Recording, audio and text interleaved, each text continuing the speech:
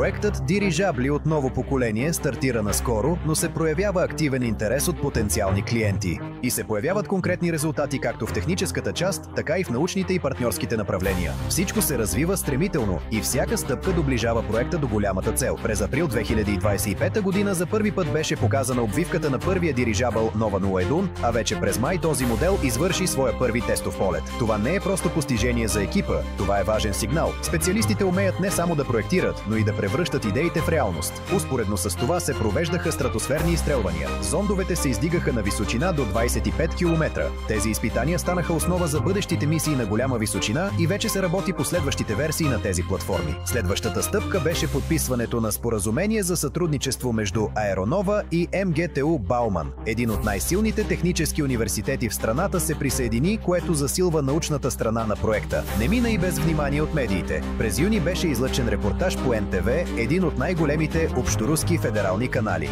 Това не беше платен материал, инициативата дойде от самата редакция. Каналът се заинтересува как в Русия се възражда индустрията на дирижаблестроенето и избра проекта като ярък пример за този процес. Междувременно екипът на Аеронова вече разработва следващия модел – пътническия дирижабъл Nova 2 за 6 души.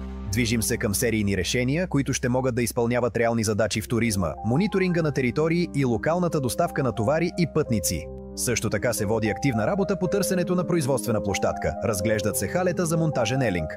Наскоро се проведе работно пътуване до Толиати, където обсъждаха варианти за партньорство и разглеждаха локации за бъдещо производство. Всички тези стъпки станаха част от комплексното развитие на проекта, за което разказано по време на отчетния уебинар, проведен на 17 юни. Уебинарът обобщи резултатите и обяви преминаването към втория етап на финансиране на 11 юли. В навечерието на този етап беше стартирана промоция. Ограничен брой пакети дялове се продават на цена преди старта. Това са дялове, върнати в обращение след анулирани разсрочки и сега всеки желаещ може да ги изкупи при условия, които са 2 пъти по-изгодни от тези на първия етап на финансиране. Напомняме, че на 11 юли проектът официално преминава към втория етап и такива предложения няма да се повтарят.